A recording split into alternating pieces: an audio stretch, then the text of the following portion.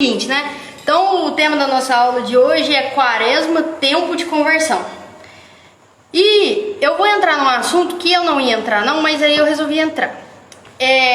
Sobre a campanha da fraternidade, mas eu vou comentar algumas coisas aqui. O lema da campanha da fraternidade desse ano, né? Acho que todo mundo tem acompanhado, que tem dado bastante polêmica, né? E o lema da campanha da fraternidade está em Efésios 2, que é o seguinte: Cristo é nossa paz, do que era dividido fez-se a unidade. É isso. Cristo é nossa paz, do que era dividido fez-se a unidade. E é bastante engraçado, né? Que no ano que justamente o lema é sobre unidade, foi o ano que mais deu problema. Mas aí a gente vai entender o porquê que deu problema, né? Então, eu gostaria de começar falando sobre Gênesis capítulo 11. Gênesis capítulo 11, ele vai falar sobre o episódio da Torre de Babel. Acho que todo mundo aqui conhece o episódio da Torre de Babel, que ele diz o seguinte, né? A terra inteira tinha uma só língua e usava as mesmas palavras. A terra inteira tinha uma só língua e usava as mesmas palavras. E aí ele vai contar, né, que o pessoal começou a construir uma torre muito alta, e eles queriam com essa torre que ela fosse tão alta que chegasse ao céu. E aí Deus viu aquilo e viu o quanto o homem estava se tornando soberbo. Por quê? Porque ele queria ser maior do que Deus, né? Ele queria... Aquilo era um sinal externo, né? Construir uma torre alta, mas internamente aquilo significava que ele queria ser tão grande, tão grande, tão grande quanto Deus, que foi exatamente o mesmo pecado de Adão e Eva, que foi justamente o orgulho, né? De querer ser como Deus. E aí Deus viu isso, esse orgulho, que era um orgulho interno que se manifestava externamente através da construção dessa torre. E aí, no versículo 6, ele fala assim: E o Senhor disse: Eles formam um só povo e todos falam a mesma língua. Isto é apenas o começo de seus empreendimentos. Agora, nada os impedirá de fazer o que se propuserem. Vamos descer ali e confundir a língua deles, de modo que não se entendam uns aos outros. E o Senhor os dispersou daquele lugar por toda a superfície da terra, e eles pararam de construir a cidade. Por isso a cidade recebeu o nome de Babel, que significa confusão, porque foi lá que o Senhor confundiu a linguagem de todo mundo, e de lá dispersou os seres humanos por toda a terra. Então o que a gente vê aqui em Gênesis é que o povo era um povo unido, né? Um povo que falava o mesmo idioma, só que o que aconteceu? Foi um povo que se tornou arrogante, soberbo e quis ser como Deus. E aí veio a confusão, veio Babel. E aí eles deixaram de se entender uns aos outros. Então a gente vê aqui que toda vez que o ser humano ele se afasta de Deus, vem a confusão.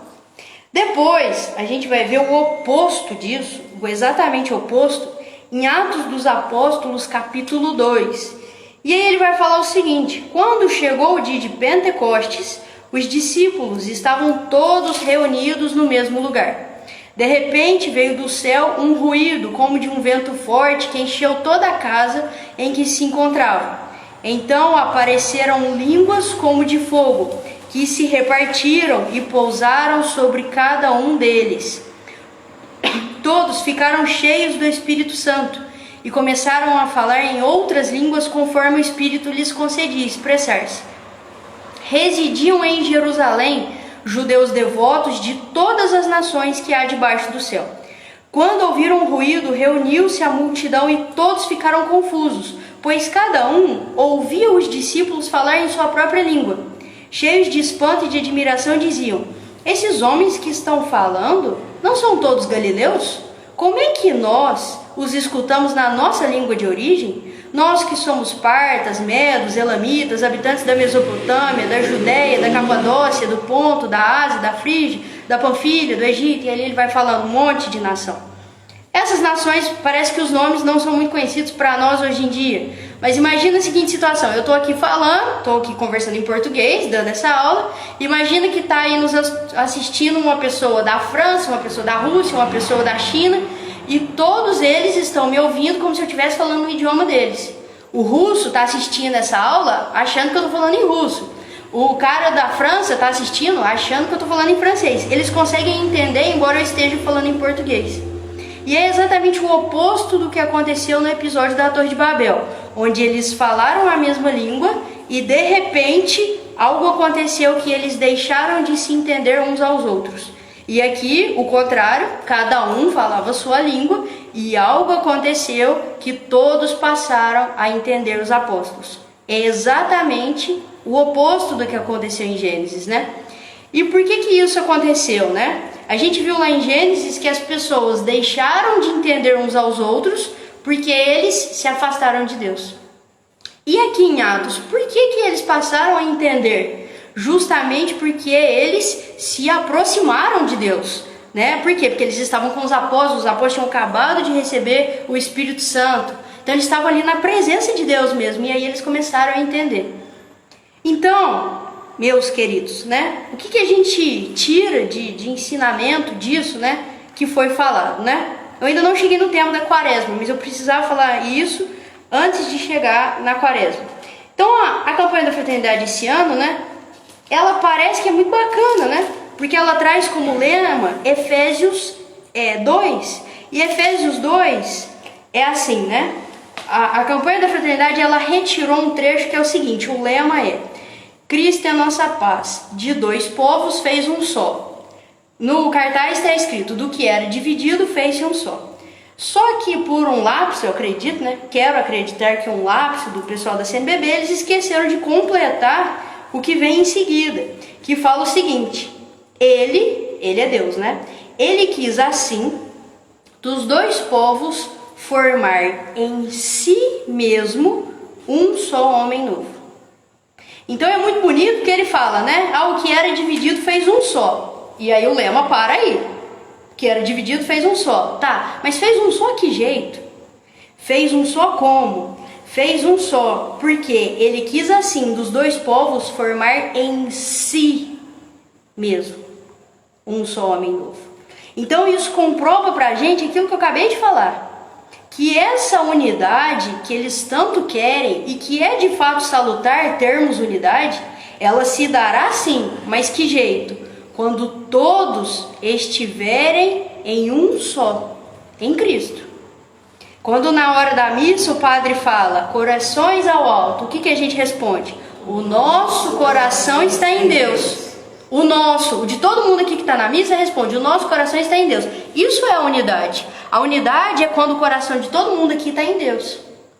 E todas as vezes que acontece uma divisão, e essa divisão ela pode ser qualquer uma. Agora está acontecendo uma baita de uma divisão dentro da igreja, tá? Mas a divisão não existe só dentro da igreja. Existe na nossa família, existe entre o casal, existe no serviço. Sempre que há qualquer tipo de divisão, qualquer tipo, é porque uma das partes ou ambas as partes se afastaram de Deus. Por exemplo, então a gente vê lá, o marido que traiu a mulher. Por que gerou aquela divisão? Por que houve uma contenda? Por que estão desunidos? Por quê? Porque o homem ele se afastou de Deus. Ele não apenas se afastou da sua esposa, ele se afastou dos mandamentos de Deus.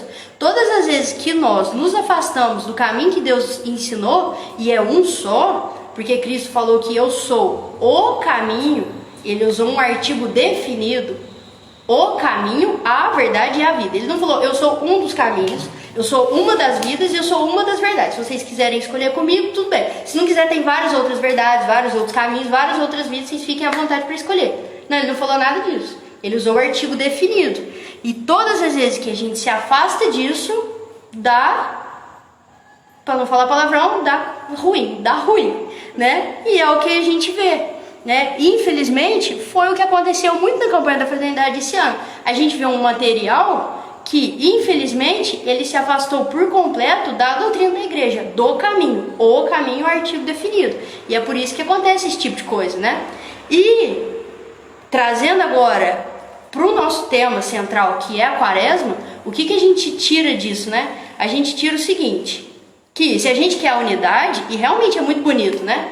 Poxa, que bacana, né? Se a CNBB realmente se esforçasse para que houvesse a unidade. Tá, então, já que a CNBB não se esforçou tanto, vamos nos esforçar nós. Tá, a gente quer unidade. Para ter unidade, a gente precisa, então, estarmos todos num só coração com Deus. Tá, e quaresma é um tempo super propício para isso, né? Super propício. Porque o que é a quaresma? A quaresma, para quem não sabe, né? Quem está aí assistindo, ou alguém de vocês que não sabe o que é a quaresma, quaresma é um período de 40 dias, que começa na quarta-feira de cinzas, vai até domingo de Ramos, né? E depois já inicia a Semana Santa. E é um período de preparação para a festa mais importante da igreja, que é a Páscoa, né? Tudo isso é para a Páscoa, né? Então, assim, esse 40 ele é muito significativo.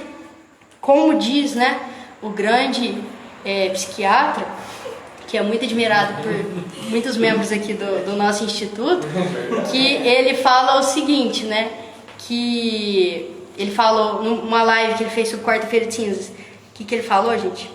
Fui mexer com o outro ali, esqueci o que ele falou. 40 é muito simbólico, o 40 é muito simbólico, né? Jesus, ele fica 40 dias no deserto. O povo de Israel fica 40 anos no deserto para chegar na terra prometida, na Canaã. Um neném, ele fica 40 semanas, é o tempo normal, né? 40 semanas no ventre de sua mãe. Então 40 é esse tempo de espera, é a preparação. Jesus ficou 40 dias no deserto se preparando para a sua vida pública. O povo de Israel ficou 40 anos no deserto se preparando, se mortificando, e muitos ficaram para trás e não entraram na terra prometida, porque naquele meio do caminho perderam a esperança e perderam o foco.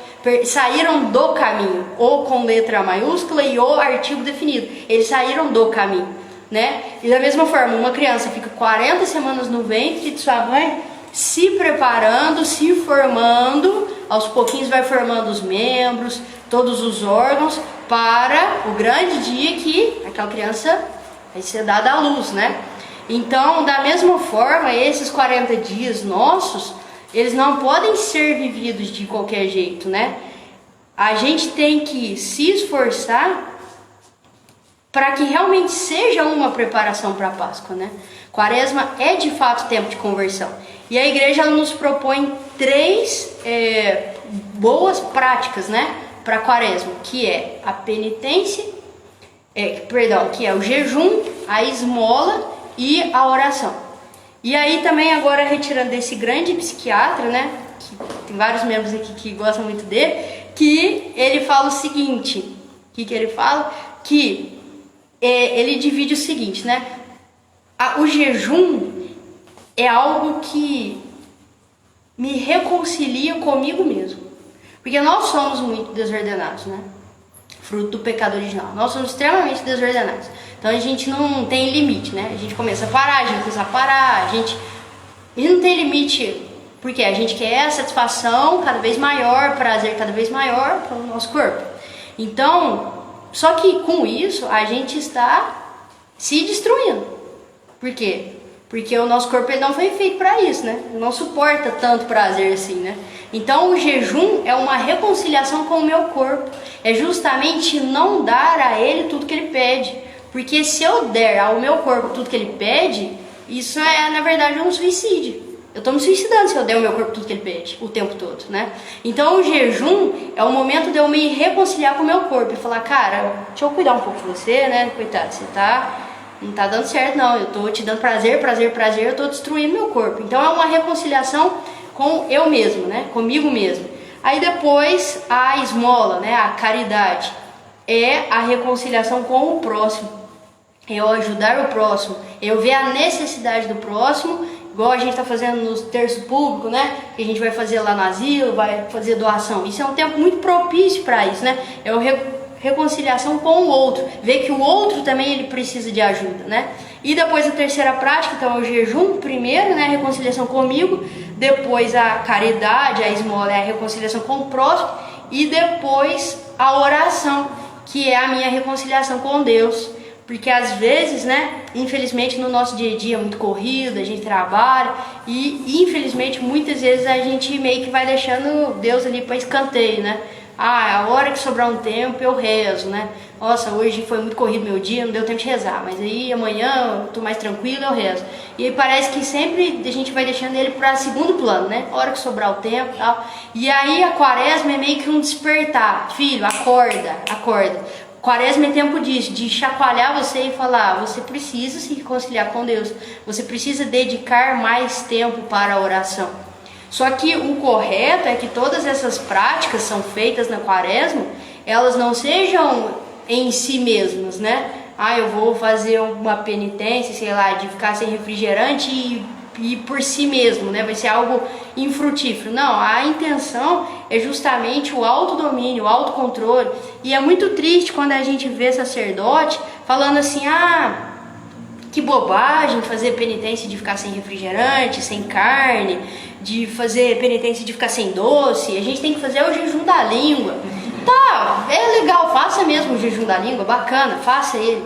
Mas além do jejum da língua, é muito importante, infelizmente parece que, sei lá, virou objeto de crítica, né? Quando a gente fala que a gente está fazendo uma penitência assim, né? Eu tô sem refrigerante. Sei lá, coisa assim inexplicável, né? Sendo que isso é totalmente salutar e benéfico, né? Porque é muito bacana. Eu falo isso muito na Jufém, já falei isso várias vezes. Às vezes a gente não tem muito costume de pensar antes de agir, né? Chega a Silvana, me oferece um chocolate, eu nem pensei, opa, quero na hora, eu vou, como, ótimo, maravilhoso. Quando a gente tá de penitência, por exemplo, eu estou de penitência de comer chocolate, um exemplo. E a Silvana vai e me oferece um chocolate, por uma fração de segundo vai passar na minha mente assim, nossa, eu quero, tô de penitência. Não, Silvana, não quero não, obrigado. Aquele milésimo de segundo ali que passou, né? Além de, lógico, ser super benéfico no lado espiritual, ele também me ajuda a treinar o autocontrole. Nossa, isso é uma coisa fantástica. Eu já experimentei isso muitas vezes. É você pensar antes de agir. E parece uma coisa muito pequena, porque aquele meio segundo que você pensa antes de aceitar o chocolate, você fala assim, não posso aceitar o chocolate. Aquele meio segundo que você pensou, depois por muitas outras vezes, você vai pensar antes de fazer alguma coisa. Aí vai o Gabriel, me fala uma coisa assim muito atravessada, e aí eu vou pra xingar ele, e é aquele mesmo meio segundo que eu usei pra falar não pro chocolate dela, agora eu tenho a possibilidade de usar esse mesmo meio segundo para respirar e falar, não vou falar o que eu gostaria de falar para você agora. E aí você, aquele mesmo meio segundo. Então assim, é lógico que isso é algo assim que nos aproxima de Deus, o lado espiritual é fantástico, mas além disso, isso aos poucos nos torna pessoas melhores. Né? É a gente ter o autodomínio, ter o controle de aquele respiro e falar não, né? Aquele pensamento, não vou fazer isso. Então é tão mais fácil quando a gente começa a treinar. Eu até fiz a comparação esses dias. Imagina uma pessoa que quer ser um grande atleta olímpico. Você acha que da noite pro dia ele foi para as Olimpíadas? Ele tá lá já? Não, antes disso ele treinou muito, ele treinou por dias, por horas, por meses. 14 horas por dia. Não, e a gente vê o cara lá nas Olimpíadas e aí a gente acha do direito de ter inveja, né? Nossa, que inveja desse cara tá lá nas Olimpíadas, eu sou uma pobre coitada, aqui oprimida da sociedade, nunca fui chamada para estar nas Olimpíadas. Mas você não viu o que o cara fez. Então, assim, esse mesmo treinamento que os atletas fazem, a gente também tem que fazer na mortificação. Treinar, se mortificar, penitência. Isso a palavra caiu de moda por completo nas nossas igrejas, né? A gente tem que voltar com a tradição da penitência. Isso é extremamente importante, porque quando a gente treina essa penitência, a gente está se aproximando de Deus a cada vez mais, né? E quando vier uma grande tribulação, um grande sofrimento, o nosso corpo já está mais preparado para isso. Quando vier a prova final, quando vier as Olimpíadas, eu treinei tanto que aquilo não vai mais ser um sofrimento tão grande para mim, né? Então, quaresma é de fato um tempo de conversão, é de fato um tempo da gente repensar a nossa vivência comigo mesmo, a nossa vivência com o próximo, a nossa vivência com Deus, e a gente tentar reajustar o que está desajustado, reordenar o que está desordenado, e aos poucos, de quaresma em quaresma, porque a gente tem que pensar isso, todo ano a gente tem essa oportunidade. Passou esse ano, mas o ano que vem quaresma de novo. E cada quaresma é um tempo forte de me preparar para isso, né? E até quando, no primeiro domingo da quaresma, né? A leitura que é feita, né? O evangelho, não vou conseguir achar agora. É exatamente o quê? É todo o primeiro domingo da quaresma, não importa se é ano A, se é ano B, se é ano C, primeiro domingo da quaresma. O que é o evangelho? Quem foi lá nesse domingo sabe? Quem foi? Quem é? Qual que é o evangelho do primeiro domingo da quaresma? Agora é a prova, final. É o do... Pior que fui de manhã e tarde, eu não lembro. Ah, e as bonitas não lembro. O evangelho do domingo. É Jesus no deserto. Exatamente. E aqui, né, esse ano a gente está no ano B, que é o ano de São Marcos, ele fala assim, né, logo depois o Espírito, tá falando de Jesus, né, o Espírito o fez sair para o deserto, fez Jesus sair do deserto. Lá, durante 40 dias, foi posto à prova por Satanás. E ele convivia com as feras e os anjos o serviam. Quem assistiu à homilia do Padre Paulo Ricardo de domingo, ele falou muito sobre esse pedaço, e os anjos o serviam, né? Então, é uma ótima oportunidade também da gente saber que a gente vai ser tentado. Se até Cristo foi tentado, nós seremos tentados. Então, é muito comum que nesse tempo de quaresma, a gente às vezes dá vontade de chutar o balde e falar, eu não vou fazer mais penitência nenhuma, eu quero desistir disso, eu não dou conta. E saber que o próprio Cristo foi tentado, né? Mas aí depois ele fala, e os anjos o serviam. Então, a gente relembrar também a importância que é a gente pedir o auxílio dos nossos anjos. Nosso anjo da guarda, todos os anjos. Pediu o auxílio deles nessa caminhada. O Padre Paulo Ricardo domingo falou assim, achei interessante que ele falou assim, quem não pede ajuda do seu anjo da guarda está cometendo suicídio espiritual. Por quê? Porque o anjo da guarda está lá. Deus te deu um anjo da guarda para te ajudar. E você fica lá sofrendo sozinho sem pedir ajuda dele. Então assim, a quaresma é um tempo mais difícil. É mesmo. Por quê? Porque é um tempo que a gente se propõe a fazer coisas que antes talvez a gente não fazia. Então a gente vai ser mais tentado, evidentemente. Satanás não quer que a gente se aproxime de Deus. Ele quer encher o reino dele dos filhos de Deus. Então, como a gente já sabe que é natural, que a gente vai ser mesmo muito tentado, que a gente tenha a perseverança e a humildade de pedir o auxílio da graça divina e dos nossos anjos. Pedir auxílio do nosso anjo da guarda, dos anjos e pedir. Venham me auxílio porque eu não dou conta. Eu sou tão miserável, tão fraco que eu não dou conta de ficar 40 dias sem, sei lá, beber refrigerante, né? Ou, sei lá, uma outra penitência. Então, assim, para quem ainda, né, talvez ainda não fez um propósito de quaresma, ainda dá tempo. Hoje é o quê? Terça-feira, ainda não faz nem uma semana que começou a quaresma. Ainda tem muitos dias ainda pela frente, 33 dias pela frente. 34 dias pela frente. Então, quer dizer, ainda dá tempo. Se você não escolheu uma penitência para quaresma, escolha uma penitência, né? E pense em algo que realmente vai ser difícil, né? E aproveite muito bem esse tempo para se aproximar de Deus. Melhore a sua vida de oração, faça mais orações do que você está acostumado, viva as sextas-feiras, né? Com mais piedade ainda do que as outras sextas-feiras do ano. E peça o auxílio da graça divina e dos anjos, e principalmente do seu anjo da guarda, porque ele está lá para te servir, para te ajudar, né? E é isso, então. É isso.